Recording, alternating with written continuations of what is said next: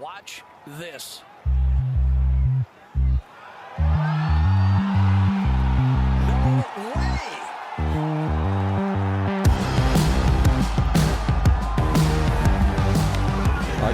Are we recording? You should record all this stuff because then you can edit in like the pre-podcast rambles.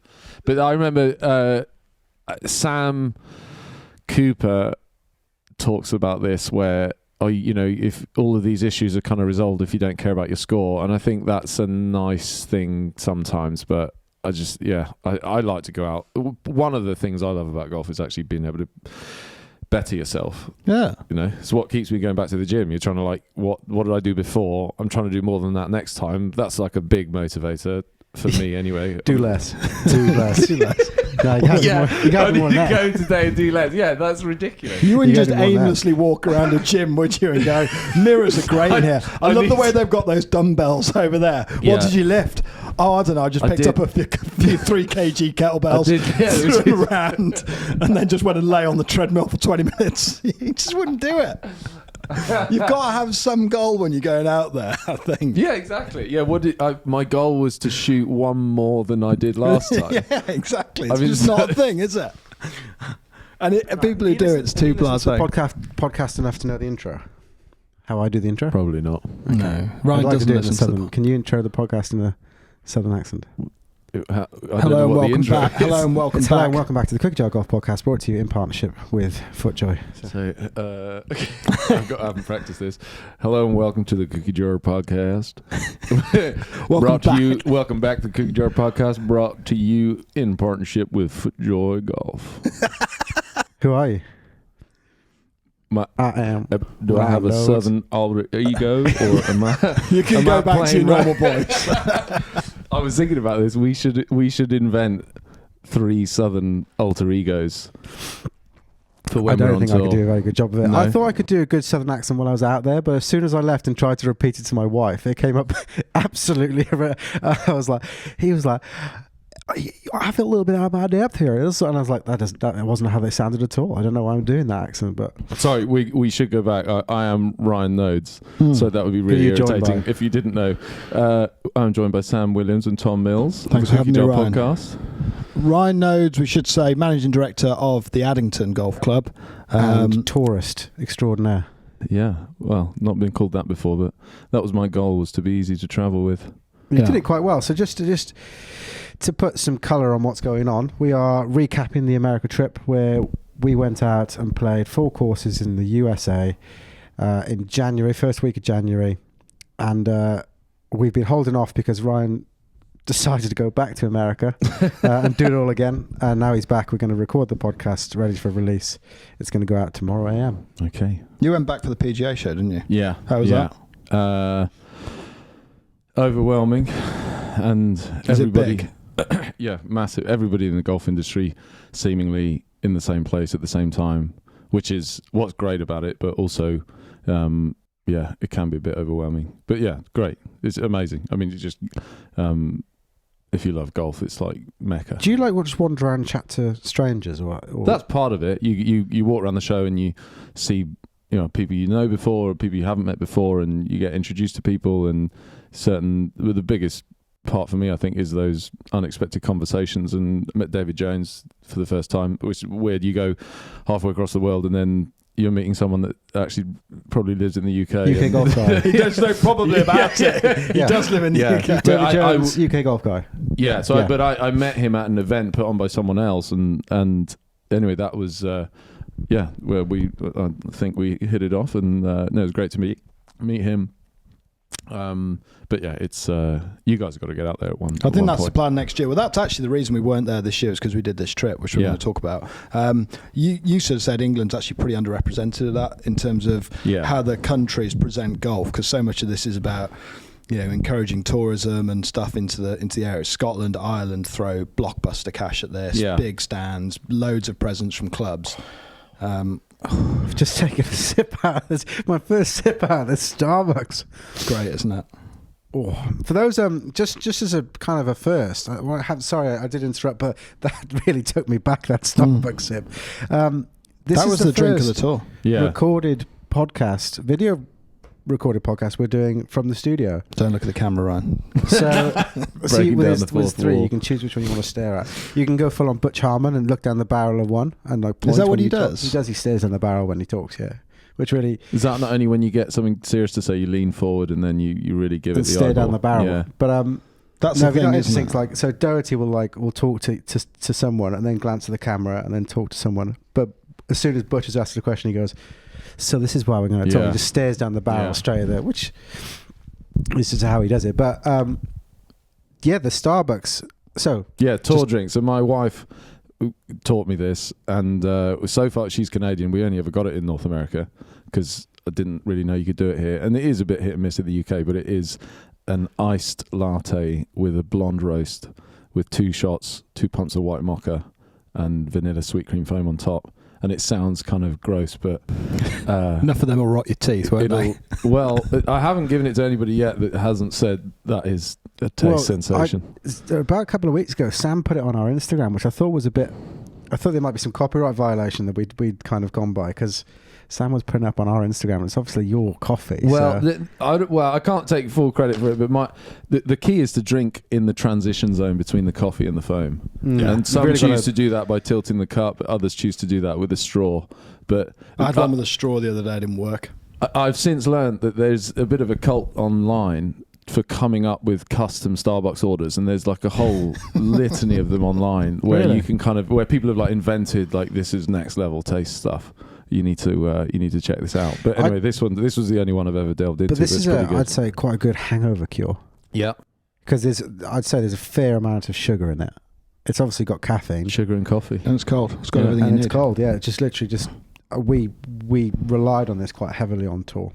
So But let's put dive some into structure to Yeah. it, shall we? Because we could just go rambling, go everywhere. So let's put a bit of structure to Full it. disclosure, So- this will be a 2-parter. We'll drop the second part of this a few days later. If this is coming out on Tuesday, the 13th, we'll be releasing part 2 on Friday morning, I think. I just don't think we're going to cover it in an hour. I think the journey for us all, we met, first of all. I'm going to just prod this around. You two can, because you two are the good orators of us. We met in Heathrow. You were already there? Oh, I thought you were going back to when we first No, met. no. I was We going to met say a on the foggy trip. morning at Addington. No. You're just trying to get the Addington. It's a conversation like it. About me. Just get in there and bring it back to you, right? Make sure you bring it back to you. We met in Heathrow, and just to put some colour on this, Sam and I had come down separately. You were already in Heathrow, and we met through security.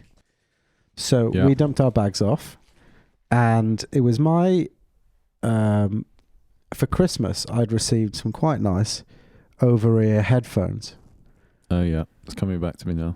And as you go through security, I unpacked my bag because it was full of camera gear and stuff. And that's probably a pod in itself, just getting through security, all the camera stuff. But I took out these headphones, and the sheer panic on Sam's face, I've never seen anything like it. I was like, I need this in my life. I think it was like, hi Ryan, quick handshake, walk straight to this place, bought some bows. You were like, I've got these are what you want, just get these straight away. It was the most ridiculous impulse buy. I've not used them since I come back off tour. Have you used them at all? I did them actually, I tell a lie, I listened to a bit of Pink Floyd the other day walking around the house. Vacuuming's great, you can't hear the vacuum. Yeah. But I think that was a big indicator of the spend that was to come on the strip. It was a drop in the ocean, wasn't it, really?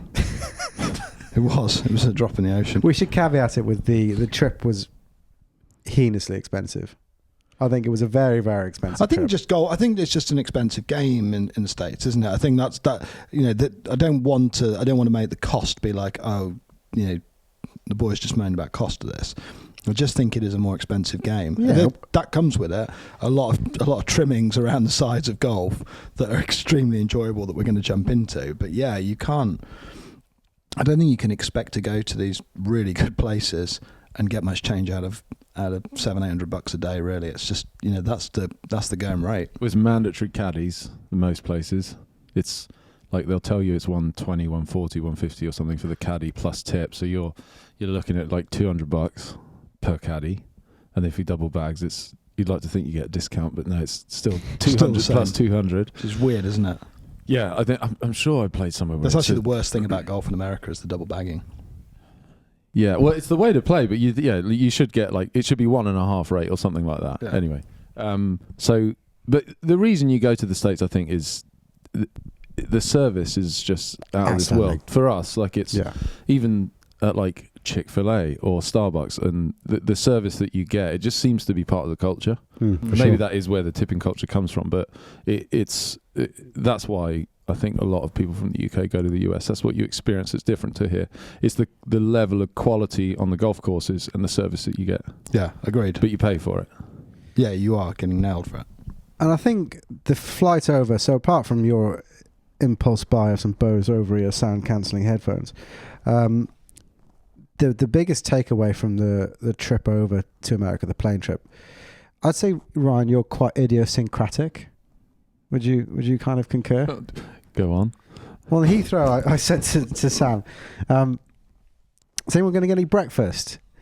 To which you responded, I don't eat breakfast. And then refused to eat for probably 24 hours. Yeah, I'd forgotten about that. You had this thing where you don't eat on a plane or something because it always leaves you feeling a bit sort of like, I don't know, just a bit horrible and a bit. Yeah, I mean, I've kind of. So you ended up not eating till what was probably like 5 a.m. UK time. I've experimented with fasting quite a lot for the last 10 years, and it's sort of I don't really think about it too much now. But one of the things I noticed was just plain food just ruins you, and this I think what do you mean ruins you? Well, you eat like 4 times. You know, like not on one flight, and you probably eat beforehand. Like if you'd had breakfast at home, and then you have like 4 meals on the plane, and then you get off, and you probably have dinner when you land. You're not moving. And you're not moving, and you have like and it's crap food anyway, and you just end up having a day of like solid eating, and I just find it just starts the whole trip off wrong, and tie this into as well, like the back management program. I'd already started thinking about this. I think you hadn't brought you guys up to speed, but you know, if we're talking about inflammation mitigation, I think plain food avoidance is high on the list. You touched upon it. I wasn't going to get to it till later, but what is the back management program? Well, it started out as just an intention, really. It was making 60% swings. And that was it. The theory was like, that's better golf. And well, because I can't remember when it was. I had a trip where I was playing like 5 days in a row, and I thought, I'm never going to get through this unless I just from the first tee, right through to the whatever 100th hole, it was just 60%. Just don't. Because you don't play 2 days consecutively, or rarely. Very rarely. You said it's very rare. I'll play 5 days in 5. Well, if I play one day, the morning after, like, I'm in usually a fair bit of pain. That's a shame. So that I've got better at that by getting stronger, and that's really helped. But I've noticed other things as well that cause a lot of it, mainly inflammation. So it's like, I think beer for me is like the big thing, but playing a lot. And also I notice if like early morning rounds without a warm up, that it makes it a lot worse. And then just going at it hard as well. Like I just don't need to. So if it's a 5-day slog, I think I noticed that a Hoopy, when we had like the afternoon was the first round of the day, that was magic. Whereas if you're teeing off at like 7 a.m. and you've had a drive and there's no warm up and it's cold, it's just asking for trouble. What else can you do on the back management program? Because like I said, I don't eat breakfast. So this was you two. You two had both got bad backs. We were both on the back management program. I was adopted into it. You know. It was like it's kind of Bane and Batman stuff. I was adopted into the dark, but you were born in it. Yeah. So you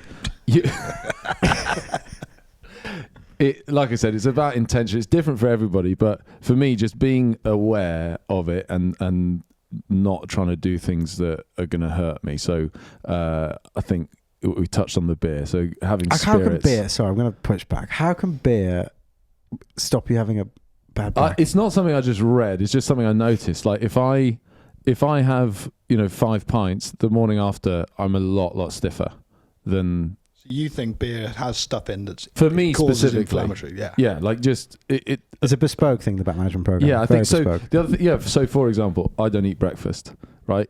Ibuprofen, magic for the back management program.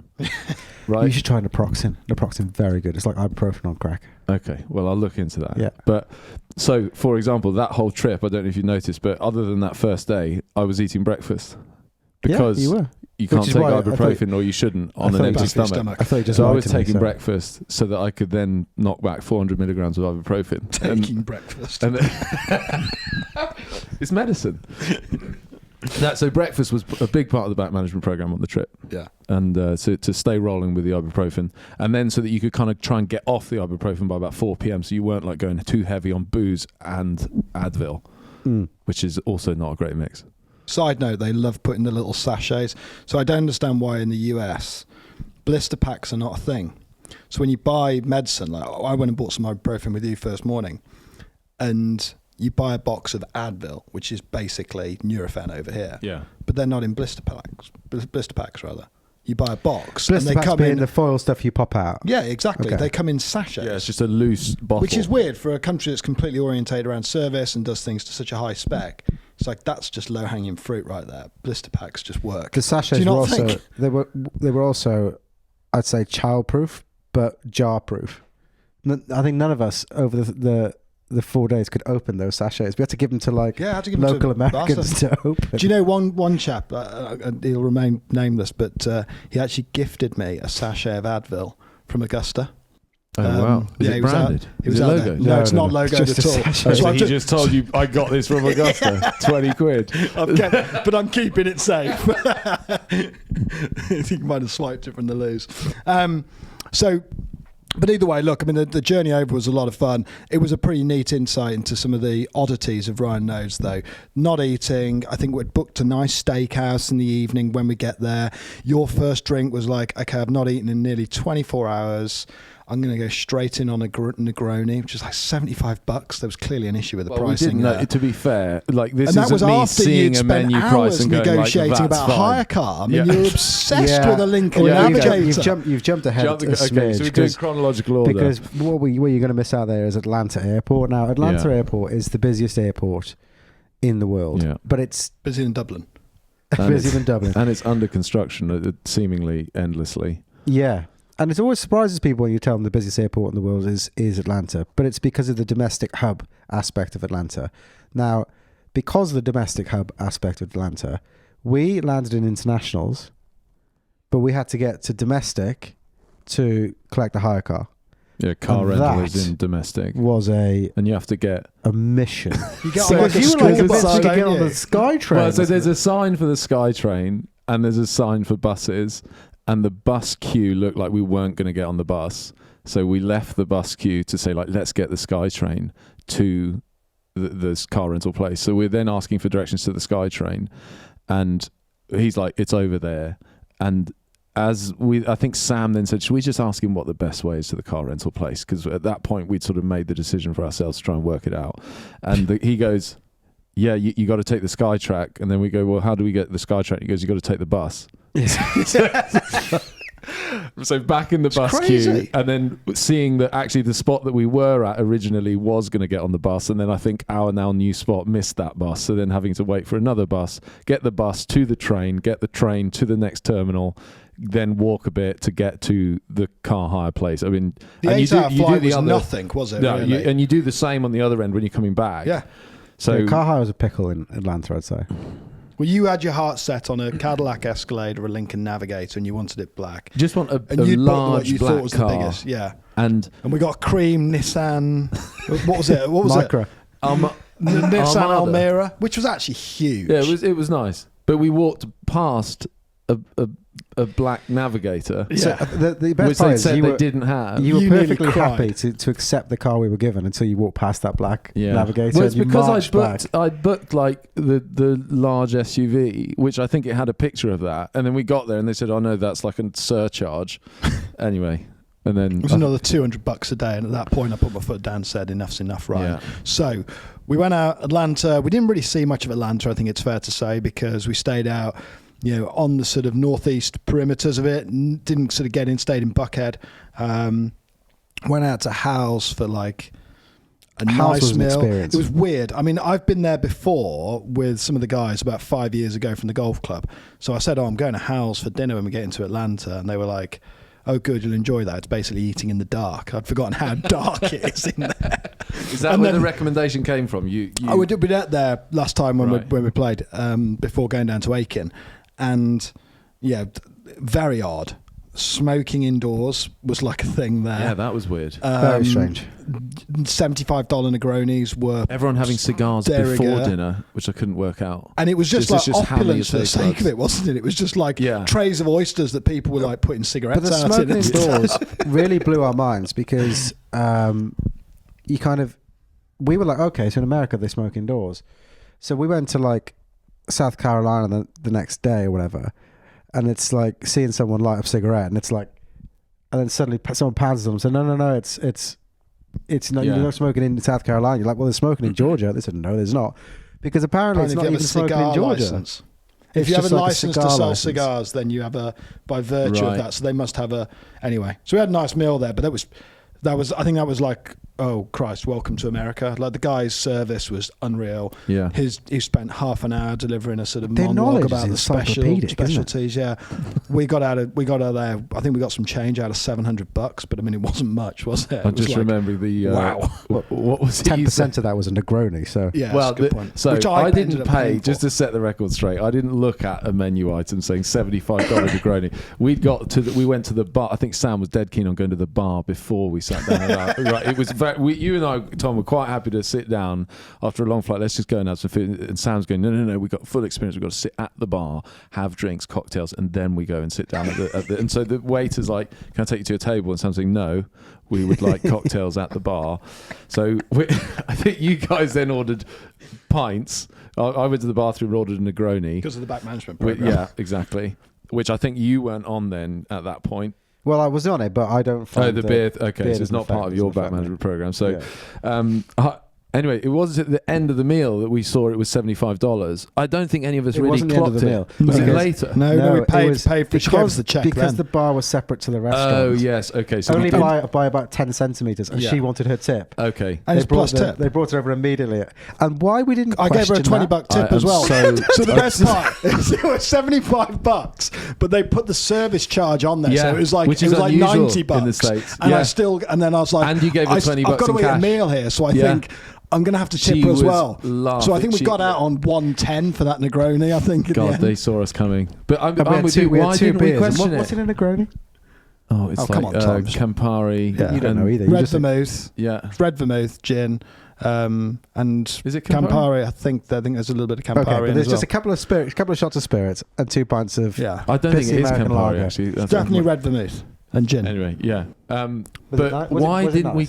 It was. There's this. I think at the time I thought, well, maybe why it's so expensive because it was just pure spirits and they charged me for like 8 shots of whatever. I just think that took our trousers down. It was awful, and for some reason none of us queried it. I think we were so giddy, having got to America and thinking first night of the trip, we're having a nice meal, it's all out in front of us.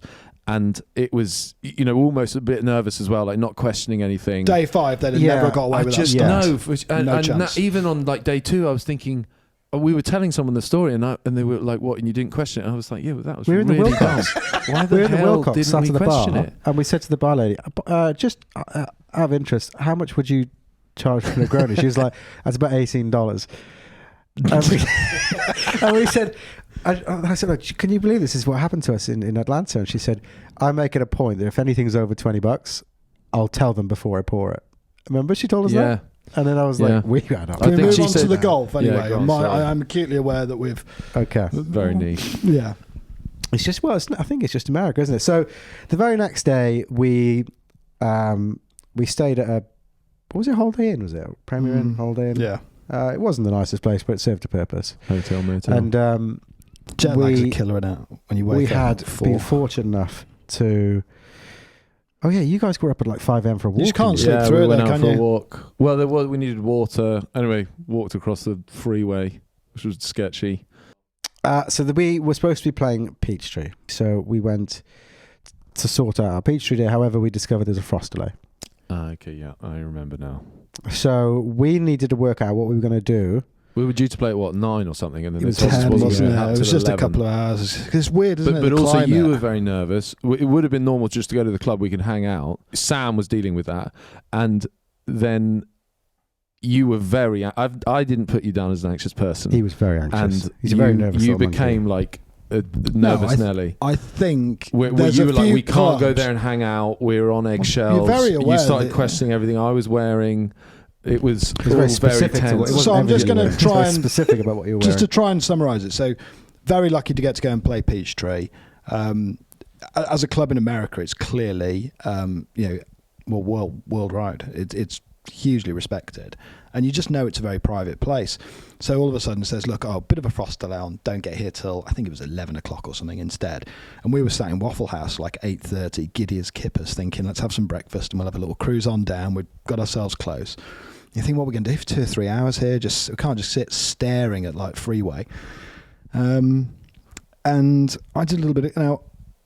Peachtree was obviously the second course Bobby Jones built. I built the first with Dr. Alison McKenzie down at Augusta, and then came up to Atlanta, which is where he was from originally, and with the help of Robert Trent Jones, built Peachtree. So, very sort of significant bit of story there. Obviously, there's a bit of there's some affinity with Augusta and everything like that. A lot of people say there's some similarities between the courses. Built Augusta for the pros and Peachtree for his friends, right? That's right.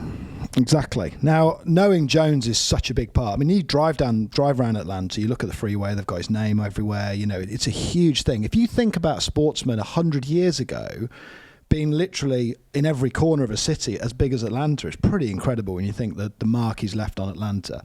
So I thought, do you know what? He'll be buried in Atlanta. We should go and check out his gravesite. That would be really worth doing. And we made a good 30-minute drive across town to go cemetery creeping, didn't we? And it was... I'd have loved to have seen that. I'd seen pictures online, loads of golf balls and stuff there. What do you mean you'd have loved to? We went to go see it. Well, we didn't though, did we? That was the point. It was like the first time in 30 years they were repaving the paths in there for the one day that we were there. It was shut for a few days so they could repath it. I was like, what are the chances? So we were walking around the perimeter just trying to peek Bobby Jones's gravestone, and we were considering. Apparently, people we were going to jump the wall. We were going to, because you can lay down a golf ball at his. And it wouldn't be the first time we've broken into a gravesite, right? See, it wouldn't be. We broke into the gravesite at St Andrews when we were doing the Old Tom series, just to get a little quick bit of B-roll of Tommy Morris's grave. The difference is who are you going to go up against? The police in St Andrews or the police in Atlanta, George? Yeah, we got kicked out of the one in St Andrews. They were like, we shouldn't be doing this. We were doing like sort of Wolfenstein, sort of like creeping between the shadows and behind the to sort of like not get spotted. But I just thought it's a risk not worth taking here. We've had lunch at the Waffle House, that, for people who don't know, is like a diner all across the southeastern United States. Very kind of stereotypical American diner, free-flowing coffee, kind of bacon, eggs, waffles. Well, no one eats waffles, apparently, in the Waffle House. No. Which I was quite upset And then by. we get to Peachtree. No, not yet. Because after we couldn't find... We went to the cemetery before Peachtree. No, we did. Yeah, we did. We went to the cemetery. That didn't work. And then we drove to see... his house. The house that was gifted by the city to Bobby Jones, which is, I'm going to forget the name of the residential development, but it was extremely swanky. Probably shouldn't give it away. And we found it online. Toledo Drive or something like that? It was for sale. It was being redone by the developer. Gorgeous, so we were able to actually drive in all the way around the back and have a proper sneak peek at it. I'm sure we weren't allowed to do that, but we did it because it was for sale and there was no one living in it. Incredible though, isn't it? We were legitimately, if anyone asked, we were interested in buying it. Might not be able to afford it, but they didn't need to know that. So Bobby Jones's house, which was... And on the way there, we drove past some houses, and this is where we started getting more of Ryan's idiosyncrasies.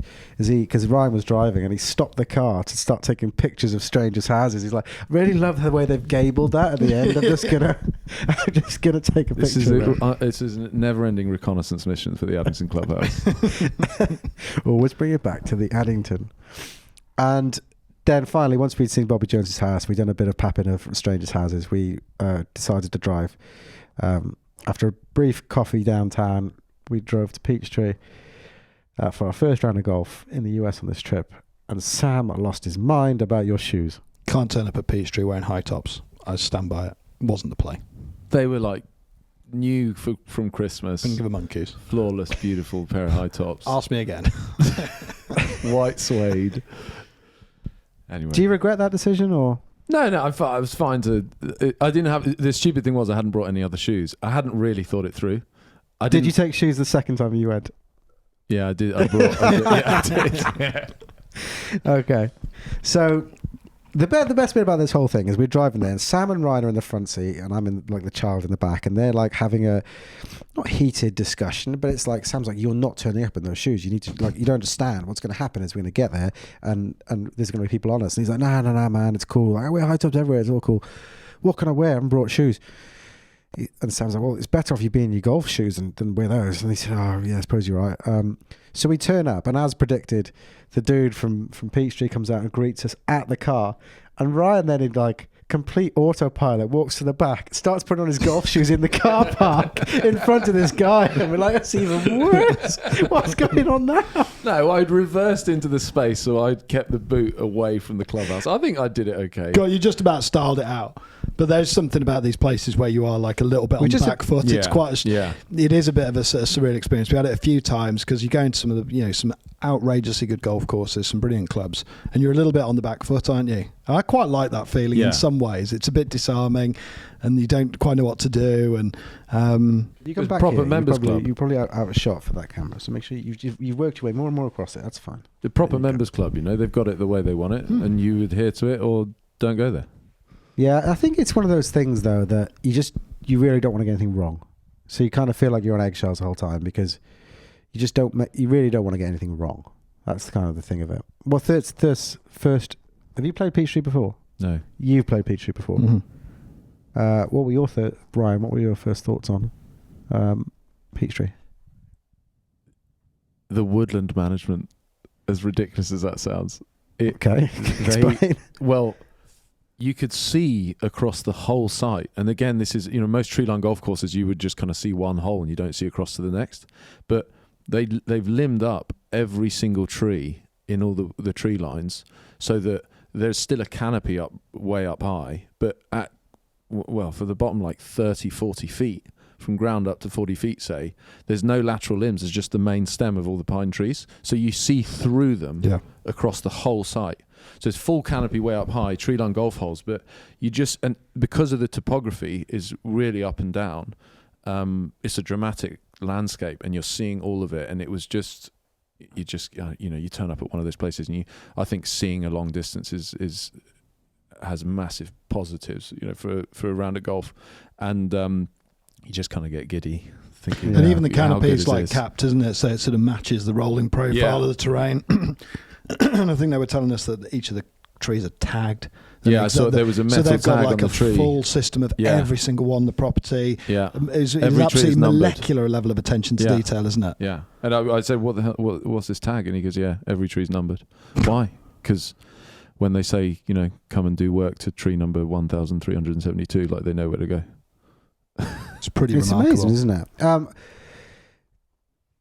That's our first viewing of Dormant Bermuda. Yeah. Of the trip. I love the driving range. They flip. So Dormant Bermuda goes yellow in the winter, and the driving range they'd allowed, and so they dye the greens green. So you've got yellow fairways, green greens, and on the driving range, from memory, it was they'd done ryegrass on the outfield, and they'd let the green target greens go yellow. Yeah. So it was like the inverse colour scheme. And which is so cool because you never see that. I mean, it's just like such a little thing, but to be able to like hit balls, and it's just the contrast, whether one's green or yellow or the other, but the contrast from one to the other, it's just, you just don't see it. I mean, even in the UK, when everything's burnt out in the summer, I guess even the greens go a bit kind of like off green yellow. Yeah, but we like can manage the greens because all we got to do is throw water on it, Yeah, true. Whereas when obviously they've got no choice, like it's going yellow, they can do nothing about that, so they have to dye it.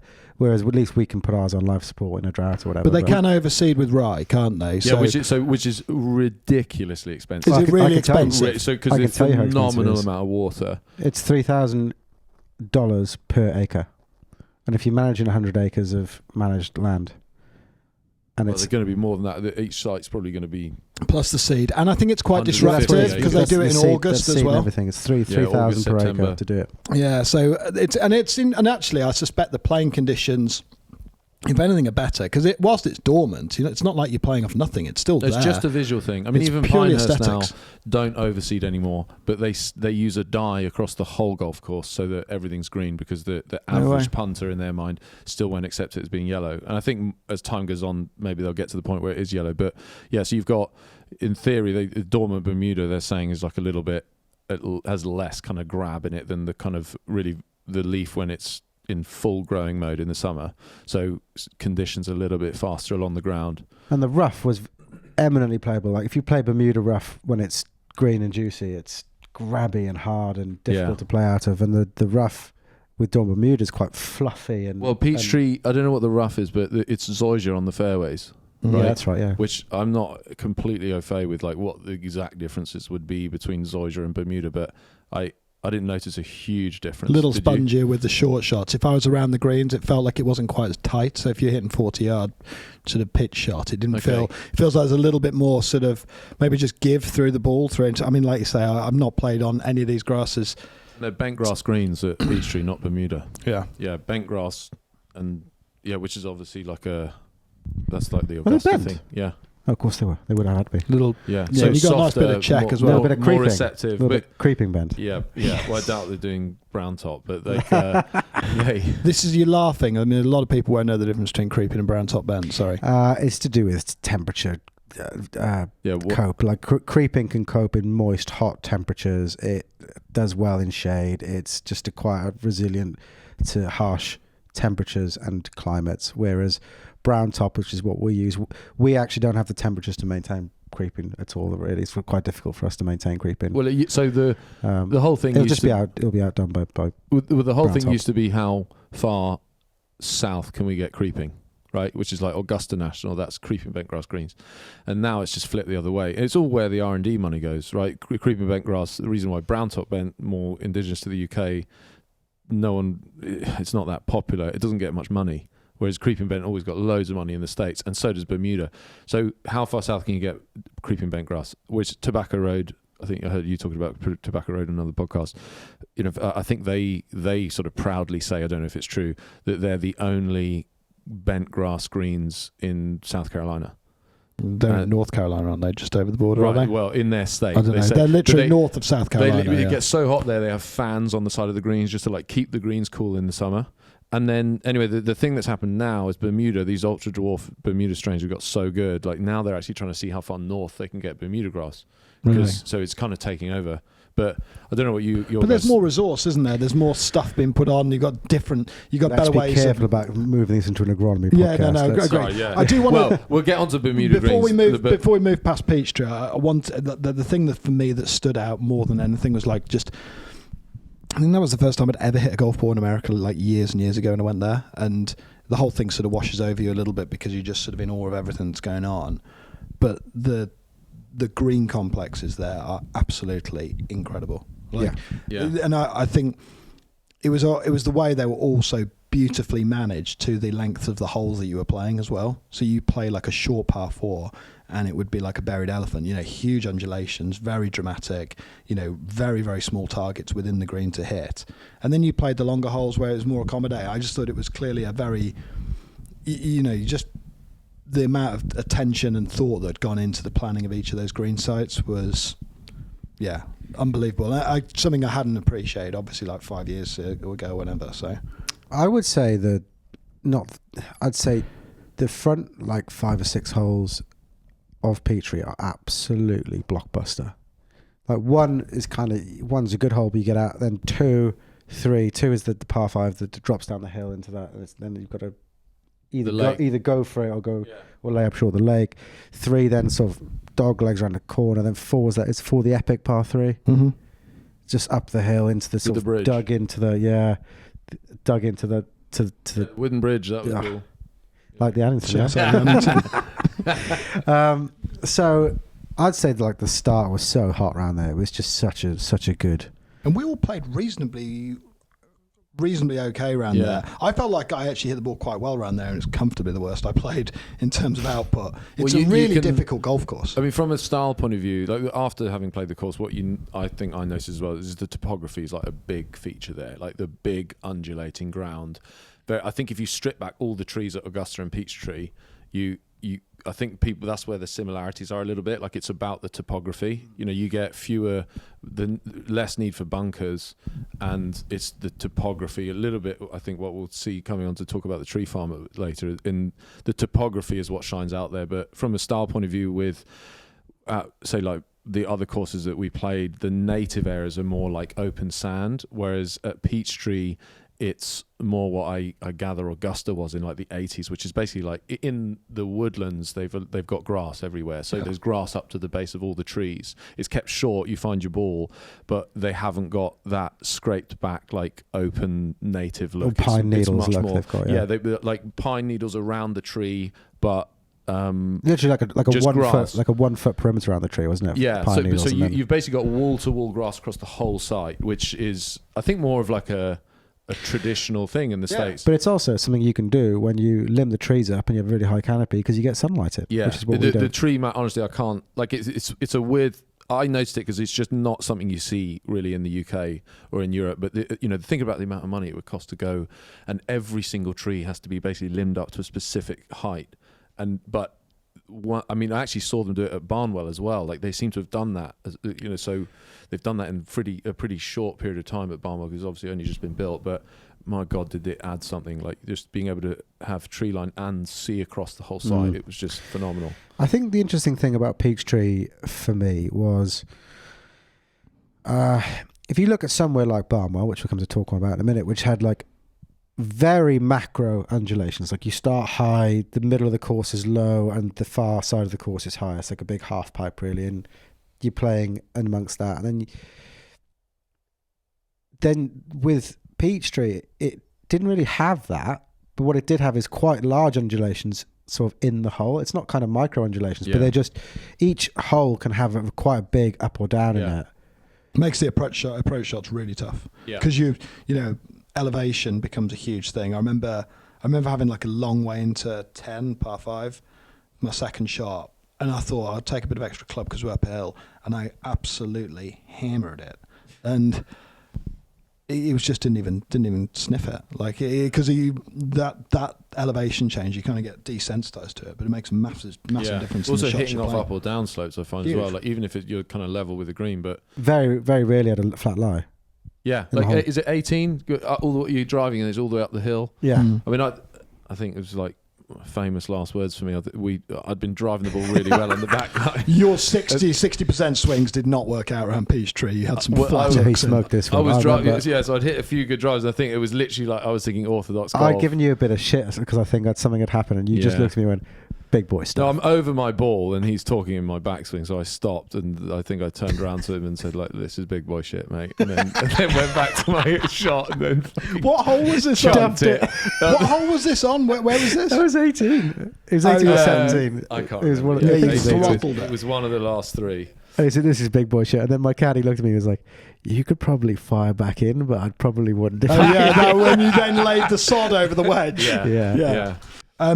The halfway house. Just want to bring it back. The halfway house, phenomenal. Transfusions. Brunswick stew, we were told about, had to have. That was sensational. Gorgeous. It was like, no one really knows what's in it. A bunch of different meats, delicious, spicy, kind of tomatoes, beans, pork, delicious. Halfway house culture is a big thing in the States. I think so much of that, talking about this service thing, incredible halfway houses. Really, when you think about the two where they were built, you sort of frown there because obviously Barnwell and Tree Farm are under construction, but even they'd catered for like cool halfway house stuff or like on course food and beverage. Yeah, a Hoopy, Peachtree, wow, like just crazy good halfway houses. You were talking about how cold it gets in Atlanta, in Georgia, like, well, hence the frost delay. Ridiculous, but I don't think I've ever felt cold like that, because the middle of the day you're in your t-shirt. And then, but you get up the next morning and it is biting. Oh, but the wind as well. Like, Peachtree was windy, Barnwell was windy.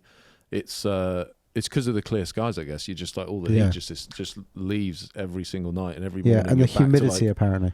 Yeah. So because you can just feel it because it's quite a high humidity, and obviously water conducts heat very well. You can lose and gain heat quite quickly. Is that what it is? Yeah. You do science at school. He does like to get his physics. He used to be a physics teacher. Did you really? Yeah. I didn't know that. I think I did know that. Of course, it's sure with physics. I'm always sure. So yeah, I mean, what I do quite well at these places is not play golf, but I kind of wangle my way into situations that I shouldn't really be getting myself into. Like I just start like flirting with men usually, and I started chatting with the bloke who works at Peachtree, and I was like, oh, we run a podcast. We're quite into our history and architecture. The pro. And I always do this. No, it wasn't a pro. He worked in golf ops there. Just chatting as we were leaving, and he said, "Well, I must show you the clubhouse." And you boys were, I don't know what you guys were doing. You got the full tour, didn't you? And I so got you the saw full some of the Bobby Jones stuff of the Bobby Jones. It's really interesting because it's an old plantation house, the Peachtree Clubhouse, and there was Colonel Sherman, I believe. I'll have to check that out. Who was during the Civil War was sort of based down there for a bit, and then when the war was kind of over and he retreated back up north. He burnt every slavers plantation all the way back, and the only one he left was the clubhouse at Peachtree. Wow. It was the only one that was unburnt. And didn't you say the river or the creek that runs through the centre of the property? Yeah, so that there's across as you look down one, and if you drew a line left to right, like or halfway down the property, they just spanned completely across the property. There's a trench that runs across about 4 or 5 holes, isn't there? And it's got a lake, and you carry on some of the holes, and just a small creek, really. Well, that was dug out as a trench by Colonel Sherman. I think it's Colonel, but by Sherman, as kind of when they were based there. If they were to be attacked, that was going to be their last stand, was that trench they dug down there. So, got to see all that. All the original Bobby Jones letters are all framed up. Calamity Jane there? Am I right in thinking that? I didn't see Calamity Jane. I think there was I think it's meant to be. Yeah, well. I don't think it was Calamity Jane. I don't think it was the original Calamity. But he had like 7. One of them's at Hoylake. Yeah, that is absolutely correct. That is correct. But I got the whole tour of the clubhouse, which was amazing. And you're not expecting those things. I was just chatting to him about how I like history, and he showed me around. So you guys were like, "Where have you been?" I was like, "Well, you will not guess." Very impressive place. Very impressive place. Love a porch on a clubhouse, and we were talking about whether that works in the UK, but we just don't see porches here. But it's a big thing in the States. Yeah, like the overhanging. It's effectively the patio has got a roof over it, and you're sat out over. I guess because it's so hot there in the summer, but. The irony in that is, I guess, it was one thing we should mention about all these clubs. I think every one we went to is closed in the summer. Yeah. And these clubs are basically built, maybe not so much Peachtree, but they're built for the Northeast United States, like memberships, to have somewhere to play during the winter. So, they are meant to be played on dormant Bermuda, and then when that all goes green and it's June, July, August, like no one's there. It's just too hot. And they're all up, playing Shinnecock and Fisher's Island or what have you up in, Chicago, Boston, New York. Because so many people travel around down there and have memberships in different cities. Yeah. Some of this stuff's about a bit of inspiration as well, I think, for the Addington. Yeah, for sure. And we joke, but every time you were trying to bring it back to the Addington, it was like, do you think that we could probably do this at the Ad? And it was like, well, I wouldn't, I wouldn't go quite that far. Jokes aside, from the trip, what was your big takeaway for the Addington? Because obviously you're taking it through a ton of, huge restoration. Like, I mean, we've talked about it on the podcast before. The thing that I keep coming back to is that the best experiences I've ever had in golf always seem to have an overnight stay, and it's something that I think adds so much to an experience of a golf course, and it's not done enough. And the other side to it, which touched upon it, is just the service. And there's some considerations there as to whether or not that's appropriate for the UK or not. But certainly an overnight experience like that lunch to lunch thing is, I can't. It's time and again when I have it, it just is always a cut above every other golf experience that I seem to have. I don't know. There's just there's something nice about not running away, isn't there? Being able, you're there in the evening with the group that you are. You don't have to. Exactly what you said. You're not worried about where you've got to be in the next 2 hours after your round. There's nothing to think about. There's just your shoulders are just that much lower than almost like being on holiday. There's just no. you're not preoccupied with anything other than I'm here now for, until I don't really have to think about when I need to leave. And no one's going to drive in and come and take you away or tell you, you've got to be back at work. You just totally switch off. And then being able to actually then sit down at dinner and have a bottle of wine or whatever it is that you're going to drink, say, if that's what you want to do. You're not worried about, do I have one? Can I still drive? Am I driving? Am I getting a taxi? Where have I got to be? Even what time have I got to check out tomorrow morning, even if you're in a hotel. Like if it's these golf experiences tend to run that it's like you arrive at lunchtime, you have an afternoon round, you stay overnight, you have a morning round. So even the following morning, you kind of you're not really leaving. You're going to go and play golf again, and then have lunch, and then then you're away. But it's just a very different mindset when you're doing that. I just think it's the best golf experiences I've had are usually involving that kind of overnight stay. Anyway, whether or not that's something we can figure out, TBD. Barnwell. Epiphany.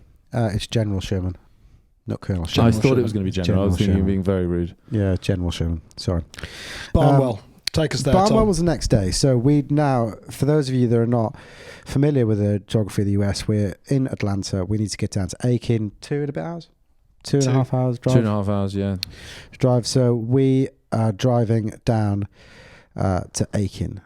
Now, on the plane on the way over, and this wouldn't be the first time this sort of thing has happened to me, but I had another epiphany, which was that I'd packed my drone, I'd packed the 6 batteries that I was going to need, but I hadn't packed the remote control. So kind of key, isn't it, when you're using a drone? Yeah, because you can't use your phone at all on the ones you've got. No. This is like dedicated, big. The control on the one I use on its own is about 900 quid. So I was like, what on earth have I fucking done here? Like, what on earth? So I had, on the way down in the car, I was like, right, boys, I've sorted it because I've gone on Amazon. I've changed my address over to the Wilcox Hotel in Aiken. It's all good. And I bought it next day delivery. It's cost me 800 quid, but like, don't worry, I'll sell it when I go back. It'll be fine. And we're about half an hour away from. I just had to do it. Like, it's like I didn't hemorrhaging money now at this point on the trip. So I was like hemorrhaging the stuff. Well, it gets worse because even though I'm hemorrhaging money, someone's alarm is going. It's Ryan probably wrong to call someone because he does this.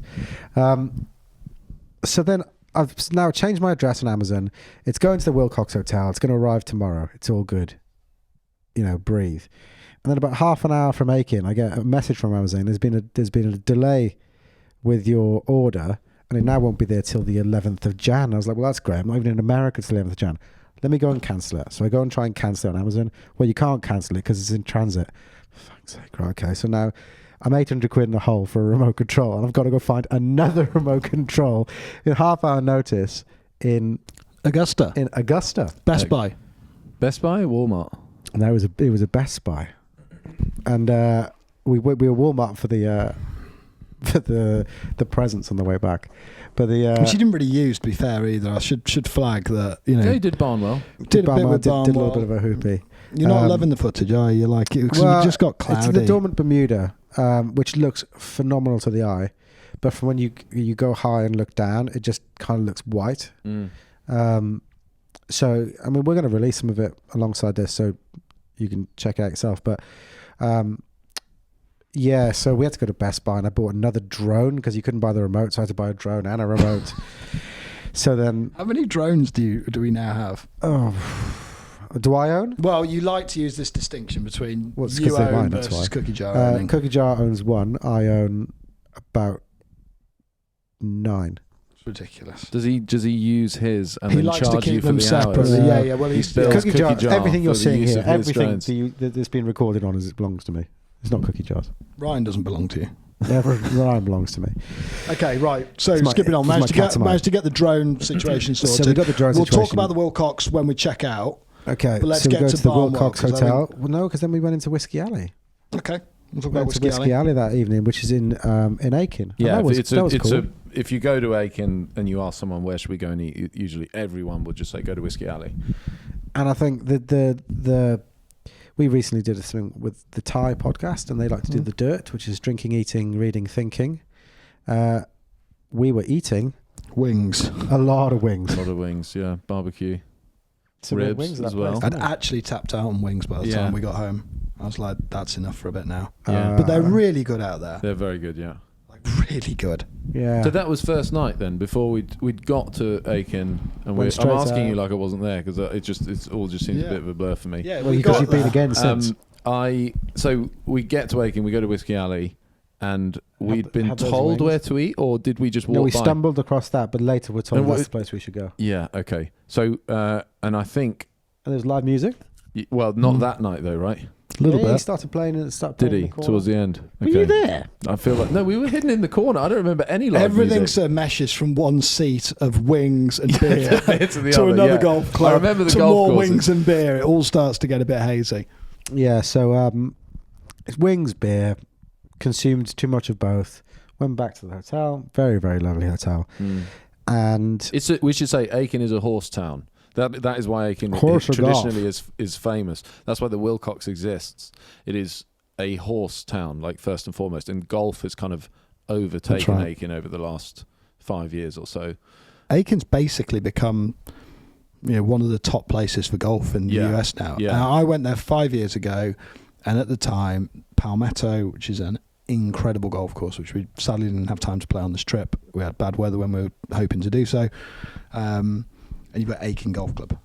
And there might have been little bits and stuff extra, but that was really that was it. Yeah. And now you've got Tree Farm, you've got Old Barnwell. There's the premise of this 21 that's popping up as well, Rob Collins, I think.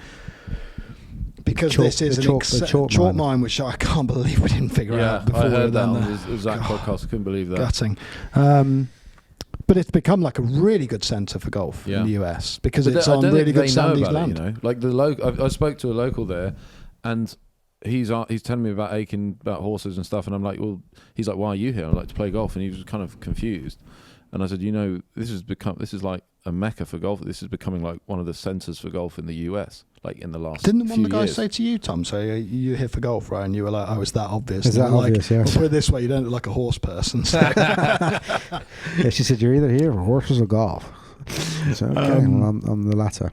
So obviously, next morning we're straight to Barnwell. Now there's a bit of an issue because cash is absolutely king over there. Yeah. We are so used to paying on plastic everywhere we go. Yeah. And things like caddies, and you just feel all of a sudden after one day you feel like I feel uncomfortable unless we got like $500 in our pockets here just to cover essentials. We're being looked after at Old Barnwell, but I need to make sure we've got a bit of cash on us. And you were like, don't stress it, boys. No problems whatsoever. Like, I've got a bit of cash. We'll sort it out when we drive down to the Hoopie the next day. You get there, good as gold, no cash. Right, okay. Can you drive back to the hotel, Ryan, and go and get some cash? Ryan Which you was like then our sugar did. daddy. He then realised that his car was literally on fumes. Yeah. And we're in the middle of like We hadn't Aiken, which is filled up basically because you'd done the last drive. That's right, and you hadn't Midland. told That's anyone we were on empty. Turn the blame around. Love it. So I get in the car. me to and drive, Tom practice extreme ownership here, Ryan, on this podcast. I drive back to the hotel and think it's like a 30-minute drive to the hotel, and I'm looking, and it is literally like it's jumping from 0 miles left to dash, which it's like beyond reserve. It's I'm like, guessing. get there now. Yeah, and so I don't think I'm going to make it to the hotel. So you've gone and got fuel. Yeah. We're thinking No, but he's then at going the- to be there and back in 40 minutes. Yeah. It's an hour and a half, and there's no sign of Ryan because you can't get your card to work at the fuel stop. Yeah. Then you've still got to go to the Wilcox, get the cash, then drive back. Can I just add, Felt the like whole an time, so we were supposed to eternity. tee off like an hour and a half ago, and we had Evan Scholars. Yeah. So which is like children, we had well, The not Evan children, Scholarship- they're young people. Yeah, There was this- they are trying to get a scholarship to university, and I think they've got to do 100 rounds of caddying, and then their name goes into a ballot, and if they win the ballot, they get a full ride to whatever college. The program's excellent, isn't Yeah. it? You have to do 100 rounds. Yeah. Good show, good character. We did a brilliant podcast with Nick Yeah. Schreiber, which will be coming out. It's If it isn't already, $50 is yeah. the rate instead of 200 or whatever it is. So But it's good for them but as well. a lot of them do it without expecting really to get to the 100 or even to like go to legitimately have any chance of getting this like free ride. They're doing it because it's actually good money for them to earn. Yeah. Summer. It's a great perfect program. scheme. It's actually brilliant. Yeah, but we're sat there and we're sort of not running out of small talk, 'cause that sounds rude, but we're sort of running out of sort of things. Say, Ryan will be here in a bit, I think, won't they? But they're just trying to talk about TikTok, and you don't understand. No, they were very. No, they're a great company. Brilliant. They were absolutely brilliant. We had two caddies, 17 and 14, and to just basically wait there for you to fanny about. I think that at this point you're trying to call me parts. because the club has told you, well, we can give you cash back on your card. No. That happened 2 minutes after you left. So there's like, oh no, we can give you cash. So the reason I why didn't you pick up the phone? Because I had stupidly the only card I had that seemed to be working was my company credit card that I'd made a purchase on and was basically at its limit, and the direct debit date wasn't for like 3 days, so I was trying to pay that off. And so I'm on the phone with Amex from like the other side of the world trying to pay it off, and so you're trying to call me, but I'm thinking I won't have anything to pay for this gas even, let alone like get cash out if I find an ATM. If I don't get this paid off, of paying for things felt so hard. And you speak to the bank because it's like, oh yeah, we're not letting you have this. This is out of character. Of course, it's out of character. I'm not going to American country clubs on a daily basis, am I? Otherwise I wouldn't be on holiday. So I get what back, I do. And it's all fine. They're good as gold. We tee off, albeit a bit flustered. Let's talk about the golf course. Because you had the back management program and you couldn't do a swing at Barnwell. I was very nervous about that, yeah. Because I got there and I was like, we were like, how far have I pushed their patience if I also say, do you mind if I go and take some swings? Yeah, it wasn't the one. Now, when you get to Old Barnwell, they've got the sort of temporary cabins which serves the clubhouse, which by the way work exceptionally well. I'm sure we'll come back to them. But you look at, and as Tom's already explained, huge expanse of land, very few trees, big half pipe that sits in the middle, which is obviously quite a complicated thing to route the golf course. It's been built by Brian Schneider, Blake Conant. Also did a Tour Diaries podcast with them, which either has or will be coming out, depending on what order we release these. I highly recommend both of those. Like, really good guys. Nick, Brian, Blake, excellent company on the pod. Now, you look at and it's wide open. And every picture I'd seen of Old Barnwell, I thought, that thing looks staggeringly wide. And you, I think, a little bit get into this thing of, okay, it's width and angles. But a lot of the times it's actually just width for width's sake. Width is only good if there's some consequence to playing to a certain point. So my going in position was like, this looks like somewhere you just take a run at the drive, swing it as hard as you can. Doesn't really matter where you end up because you're going to be on short grass and then you play to a pin. And I could not have been more wrong. Like, I felt the first tee shot just absolutely epitomised it. The hole's huge, wide open. But actually, if you're going to hit driver down a par 5 to open, you've really only got 10, 15 yards to play at. I was not comfortable on the first tee. It was I did tight. not know where to aim. I thought it looked tight. I mean, it's as wide open as everyone says Barnwell, isn't it? It probably, well, it is after one.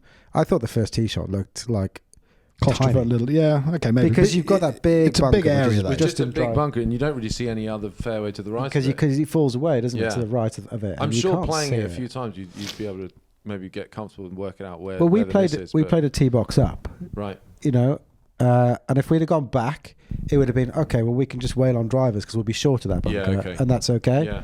Whereas, which it would be a shame, I think. Yeah. Well, I think it was the perfect decision, even as a par 5, would have been for you boys. I probably could have still at driver, but you boys should have been 3-wood really. Just lay up short of that bunker and then just take your punishment. You can have a 200-yard shot into the green. I did hit 3-wood, I think. Pardon? I got a feeling I did hit 3-wood. I can't remember exactly, but it was. I think that was anyway. Look, whether the first was a tighter hole, I think the point I'm trying to make was, it's a wide open golf course, but the targets within are actually exceptionally small, and it was very clever, really clever how it was pulled off. Yeah, it was. It was. I've said it. I've said it a few times. I think, people the way people talk about, certainly if you listen to someone like Mike Clayton or. About the old courses, if you go to the old course, the thing that makes it brilliant is you can hit the same drive and be 2 yards apart, and that can drastically change how the hole is played at the old course. And I felt kind of like that at Barnwell. You could be in a position which is, you've hit an okay tee shot, but not not exactly where you wanted to put it, and it's like, well, I'm absolutely I've got a really difficult shot now. And like the prime example of that would be for me, and certainly, I mean, left hand side of one, pin high left, and because there was a huge swale, just kind of sat up on that big sort of parcel. You couldn't putt it, you couldn't chip it, and just think about holding it. So I'm now like, I don't know, 10 yards away from the pin, and I'm just thinking, how do I get up and down in 3? It was really tough if you missed in the wrong spots. Front of the greens was actually not a bad miss, but if you started trying to play deep to pins that were buried sort of back of the greens, and you missed it right or left, you were just toast. And certainly huge more about contours. the second shots there, I think, right? Like you can get away off the tee, but you're right. If you can come in off some funny angles. I think that the thing about Bermuda is that it's not, the greens are so fast, and I don't know if you guys feel this, but I always feel that on Bermuda grass anyway, the greens are receptive for long shots, but on short shots it seems like they're chases not making away a depression, and it's like, for us, we're used to, it's like if it's soft through the bag, and if it's firm through the bag. Whereas my experience on Bermuda is that you could hit like a 5 or a 6 iron into the green and it will hold. But if you're around the green and you're trying to hit a lob wedge or something and it just bounces and it just never stops. It releases, doesn't it? And so around the greens, I just found, especially because certainly some of those first holes, the greens are pushed up. And I'd heard it said about Barnwell that, you could, you're kind of not going to shoot over your handicap kind of thing. And, especially, and I thought, well, hang on, if you're like an 18 handicap, like second hole, for instance, drivable par 4, and they said, don't hit driver. Yeah. So we don't hit driver, but then, it's like the green's kind of diagonal and raised up a couple of feet off the ground, like a push-up green. And I was just playing ping pong over, like, I trying to chip to this elevated green. You were just knifing from balls like 5 feet away, and like don't quite get a good enough shot, and it just rolls over the back, and then I do the same back over the front, and you just end up playing ping pong back and forth. You could, if you don't chip well, you just get annihilated. And because the Bermuda's a bit grabby off the greens, putting's not easy on Bermuda grass surrounds, I don't think. And so I think you can get, as a very nappy as well, isn't it? High handicap any longer, but as a former high handicapper, I think you can really get exposed on those green surrounds. But also, like, none of the greens, if you looked at the hole from the tee box, none of the greens aligned with you. Yeah. They were always at an angle. Yeah, for sure. So it kind of really promoted you to be in the right spot off the tee to approach it, to make the green a bit easier to hold. Yeah. And if you were on the wrong side of that angle, the green suddenly becomes very small. Yeah. I found that. Yeah. Which is quite clever. I think it's hard as well with, you talk about, I don't know, we play a lot of courses like the Addington or Blackwell, which are, golden age designs. So when things are bowled, they're only bowled to a certain extent. It's got to be somewhat playable for people playing with, old equipment where they're not hitting balls far and there's not as much spin and stuff. And to now get that same effect when you're building a new golf course, you have got to push the shaping that little bit further, actually. And it was quite a neat insight into that, because the contours within the greens, the shapes, the slopes, everything you're playing on through the holes, I guess I would imagine it's more akin, it brings out the strategy as much as it would do playing the Addington in 1925, I guess. Does that make sense? Yeah, I think again, to bring it back, I don't want to keep harking on about Bermuda, but because it's not running on the surrounds, to get what you're talking about, where the ball is running on, say, fescue, that slope in the UK, I'm guessing, let's say it's 6% or whatever it needs to be to get the ball moving. On Bermuda surrounds, it might need to be 20%. Yeah. So to get the ball moving in the same way, to try and recreate that strategy off the green, feeding onto the green, like I'm thinking of the back right of the 8th hole at Old Barnwell. I don't know if you remember that, like just before that hole. Boomerang green. Yeah, but they had a huge hill from memory on the back right that you could basically play like 20 feet right of the green. Or you could putt up to. The ball would come back. But that was ridiculously steep. You don't see anything like that in the UK because it doesn't need to be that steep to move the ball. Whereas there it does. And so I think maybe where in the past, maybe places have tried to emulate the shaping in the UK and then you don't actually get the playability because the ball's not moving on that slope. Stickier. So, but actually, what they've done is to say, no, we want the ball to move like it does in the UK. I'm putting words into their mouth. I'm not saying they actually thought this, but in order for the ball to move like that, the shaping has got to be way more extreme. Yeah, which makes the shaping unnatural, I think. And that's kind of traditionally would be used as a derogatory thing for a golf course. But, I've heard so it's something different, it's something new, and it certainly plays in a really, really cool way, and that makes it look quite distinctive as well on the shaping. And it's not going to be for everyone, but I think we all had a great time out there. The perfect example for that is the 12th there. So 11th, glorious par 3. Like I said, it looks like a round tree sketch line. It just looks a beautiful par 3. And 12, you play back up, par 5, very wide drive. That's where you miss left, the green left. Yeah. And you've got the green with that huge hill. It's like the green's benched into the side of this hill. Yeah. And at some point, you are going to have to get your ball over to the right-hand side of that golf hole to allow yourself to play into that green. There is no way, even from 100 yards, you could play from 30, 40 degrees left of the hole. And that shaping, it doesn't look like, it's big profile land, and it all sort of matches in quite nicely. But you've got to put it in to create the strategy, haven't you? Otherwise, you'd hit it left without impunity. How you would, if you had a hill traditionally and you benched a green into it, like 98% of the time you would be playing into it, into the hill. Into me. Which, Alan Parsons joke for these two boys. But how this played is it played at right angle. So the hill was kind of coming from high left to low right. So if you're left at all, you just can't get onto that bend part of the green unless you're playing some mega flop. Whereas you'd never really most bench greens are like facing you. So it's kind of like, okay, well, I can hit it long and it's no punishment.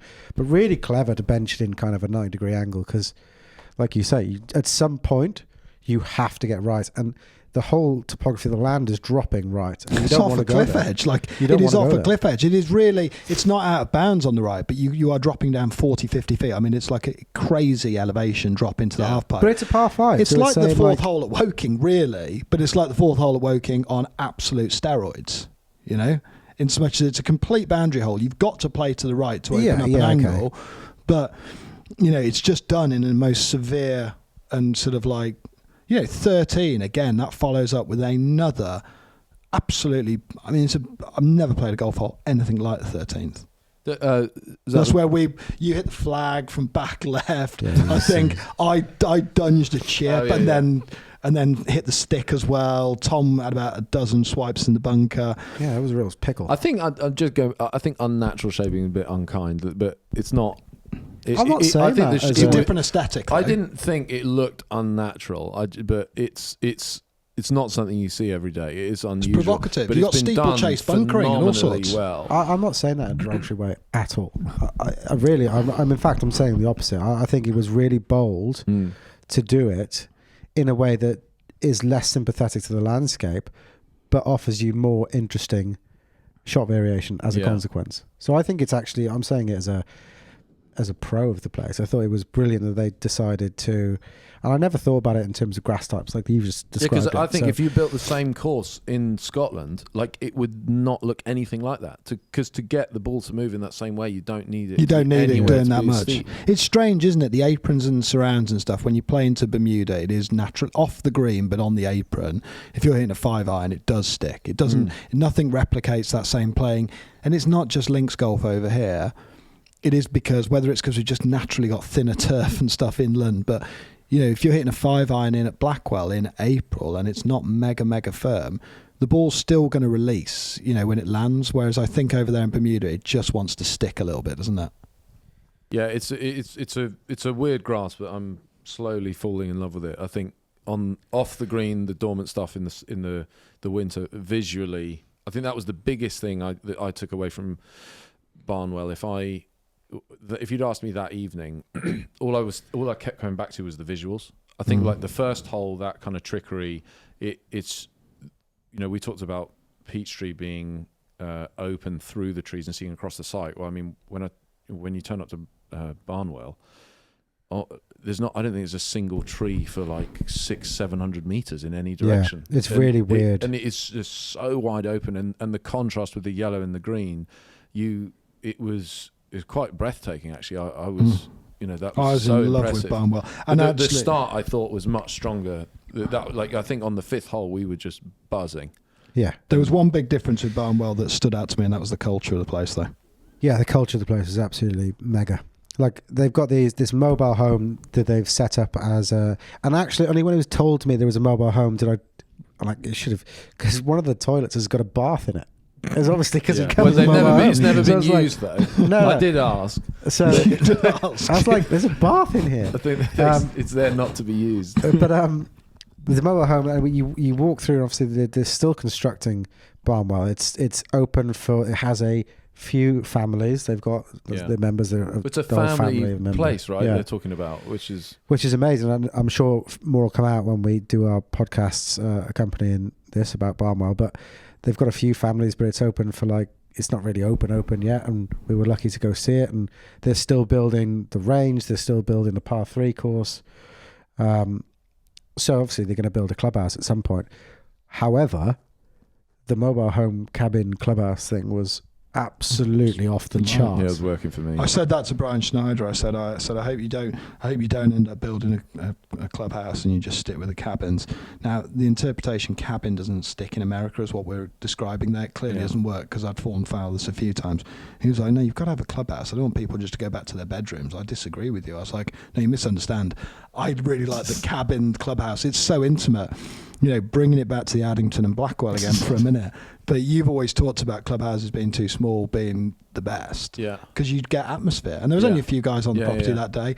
But when there was 10 or 12 people in there having Chick-fil-A, pouring through all the cool merchandise and just so people know, you walk in, it's basically a porter cabin, which is like a temporary clubhouse. But it's been done really, really. It's not a porter cabin like anyone would recognise in the UK. It's a nice house. And you walk in, and it's effectively like an open plan living room kitchen. Mm-hmm. So they've got a sofa and coffee table, and that's the living room with like a TV on the wall, and then behind it there's a kitchen counter with just literally like someone's house. And in the living room, on all the walls, they've got all the Pro Shop merch. And in the kitchen, behind the counter, they had, 5 members of staff who were basically all the staff that are working there. They all introduced themselves. You're the only people there because, I guess there weren't many people there that day. And it was just everything you needed all in one place. An atmosphere, despite there not being very many people on site, just total charm. And I think actually it's going to be... It was working for them so well. I just think it's going to be a real shame when they build their clubhouse that all of it's going to be lost. Well, but the staff was so good, weren't they? Yeah, and they made you feel like $1 million. Yeah, you could have been anyone. The service in the States. You walked in and they were just, as my mother would say, they're all over you like a fried egg. They were just kind of being so polite, so nice. They'd gone out and got Chick-fil-A for us. Yeah, it's not overbearing. They actually they seem to, in the UK, I think you go into a shop and you've got someone constantly on your shoulder, and it's just annoying. Because in the UK they're going, buy it. Exactly. Whereas here, in Barnwell, or in America, they seem to genuinely just want you to have an amazing time. Yeah, but the culture had clearly stuck, because Tom had asked Kitty, I think, did you say, how many members do you got? And she was like, we've got X number of families. And the guy who was the head of agronomy through the grown and all that sort of stuff, he stayed on there as the general manager. And no, I mean, listen to that podcast with Nick and Brian and Blake. The atmosphere around that place and the culture was just exceptional. I don't think what they're building is prohibitively expensive private golf. It's obviously private, but I'm slowly realising that you either have to build very, very high-end resort golf in America or private to actually have a sniff of building something quite good. You cannot build I think Barnwell on a municipal basis. Well, I think, if you could think about courses in the UK, maybe the Ad is a bit of an exception because it's in London, but most of our links courses were on land that was unusable, really. And at the time they were being commandeered for golf. It was cheap, and we started playing it. There was council land or whatever, and it was gifted to the clubs. Or the whole process, and it's the nature of sandy fescue is that you don't really need to do very much to it to get it where you need it to be. Whereas Shaping all Barnwell, that. Tree Farm, any of these high-end things in America, they're facing, a ton of tree clearance, enormous movement of earth and land, and the whole cost of the build Irrigation, is in the tens of Bermuda. millions. So you've got to make that sum up somehow, and you're not going to do it by £30 around it. I do think, just to push back a little bit, I think yes, it's less pronounced in the UK. Everything seems to be a lot more expensive in the US. However, I just think in 2024, everything is just more expensive. Like, you got to think back in the day, they would have had the Addington's newspaper articles talking about building there had 700 labourers, that doing everything by hand. That labour was a lot cheaper, even 1930s, 1920s. Greenkeeping teams were 50, 30, 40, 50 strong. That greenkeeping teams at a standard course in the UK now are like 4 to 6 people, and everything has just got more expensive. If you wanted to build a golf course today, even if you had a sandy site, I just think you're going to be spending over £1 million just on an irrigation system. Or you decide you don't want an irrigation system, and then it's like, well, the market's moved on, and actually people probably aren't going to be as accepting for like totally like 1970s British summer golf conditions. But I suppose what I'm saying is, with a new build in America, you are, I don't know, I'm making up numbers, but you are tens of millions in the hole, maybe 10, 15, 20, I don't really know, in the hole before you start all that stuff. Yeah.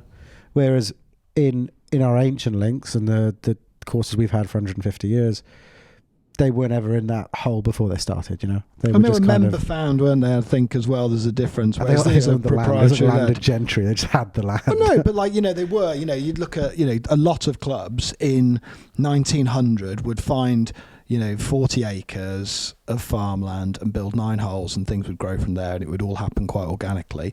We're now in a world where we've got to get things built and get things done. So people aren't going to just start with 9 holes in the dirt somewhere and just go from there and build a 100-year legacy. You want to build a good golf course, and I just sense that it's actually not as straightforward as, all these developments are private. They're private because there's no other way for people to achieve their goals, which is quite interesting. Talking to Nick, was like, we never set out wanting it to be private. We wanted to be family centered, and want it to be a community with purpose that has positive outcomes, whether it's the Evans Scholars, whether it's creating sort of interesting sort of industry links with people that could help talent, or kids coming through the clubs and stuff and on with their careers. But he was like, the private thing, it's just a sort of it's the only means by which you can build a golf course that's irrigated and really good. And I don't want to build a crap golf course. I could tell you one thing, that everyone seems desperate to compare Barnwell or Tree Farm. That tends to happen a lot. Everyone wants to know, I think largely because of their geography and their chronology. They just want to find out the compare and contrast the two of them. What I would say makes a huge difference, I was thinking about this the other day, is just because of the geography of Barnwell, you finish with 2 uphill holes. Yeah. So you kind of play that par 3 up the hill, and then you play the 18th dogleg left up the hill. And by the time you get to the end at Barnwell, you're like, okay, I'm stick a fork in me. I'm done. That was good. I really enjoyed it, but I'm done. And the way that Tree Farm is routed, I'm sure we'll get onto it in a minute, is you kind of got to the top of the hill by kind of 16. You play a level 17th, and an 18's downhill par 4. And by the time you finished 18, you've got the energy back in the battery. You're like, I could go again, Yeah. And I'd say that was one of the overarching things for me about Barnwell's. I thoroughly loved it, and I was, like you say, walking around the front 9, we were all sort of buzzing, going like, how do we join? It was like, oh my God, it's amazing. But by the 18th, I was like, okay, I'm ready for some Chick-fil-A. We just played Peachtree the day before as well, and it couldn't have been more different, right? It was like, we can't continue this quality of golf. Like, eventually we're going to have to play a bad golf hole at some point. Yeah. But I know what you're saying, that it was the flow.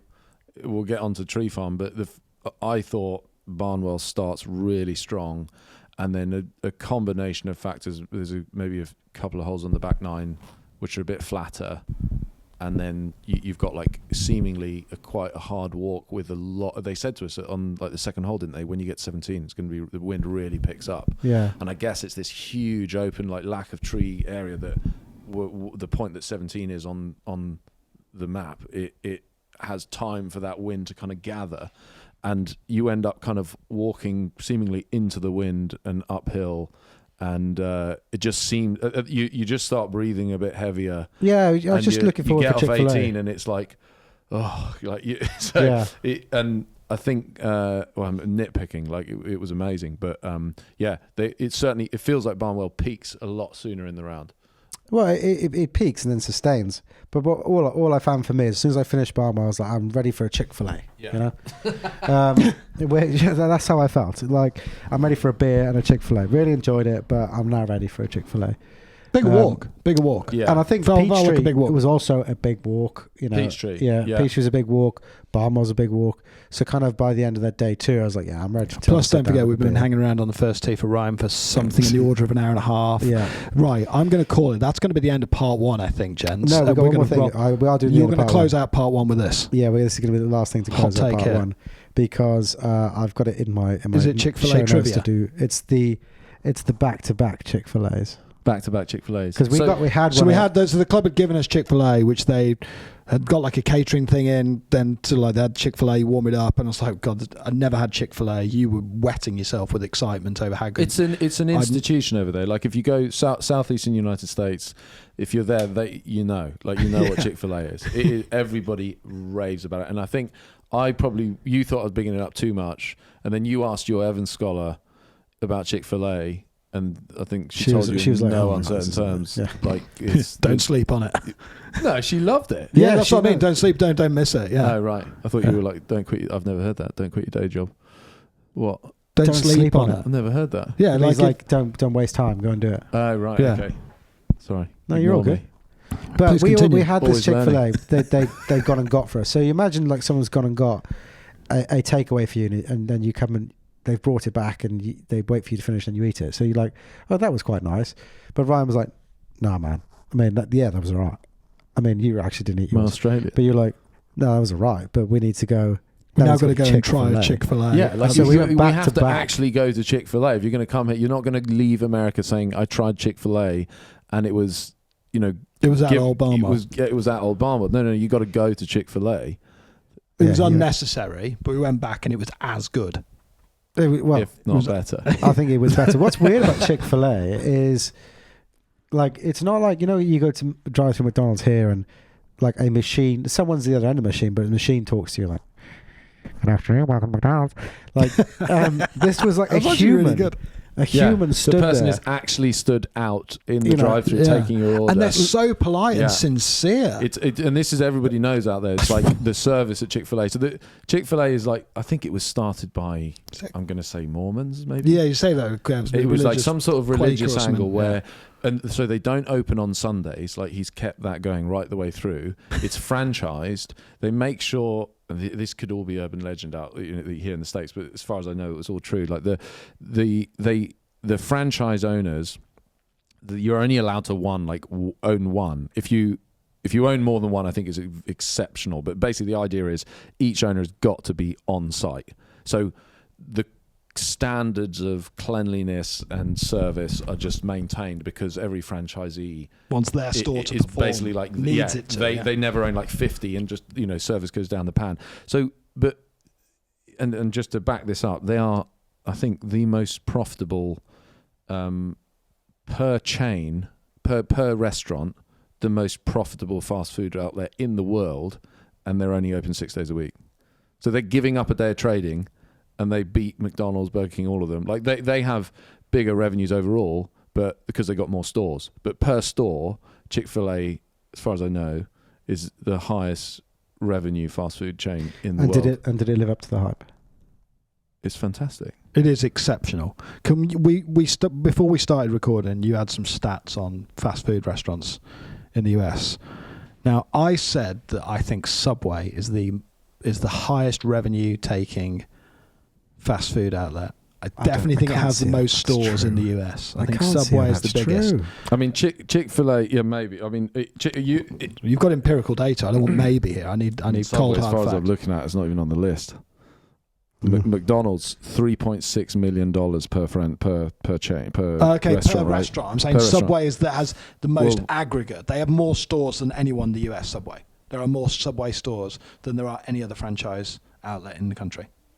Can't corroborate that. I haven't got that information. Well, but I'm telling you. Does your thing tell you Chick-fil-A's at the top? McDonald's is $48.7 billion in revenue across 13,500 stores. That has to be more than Subway. Right?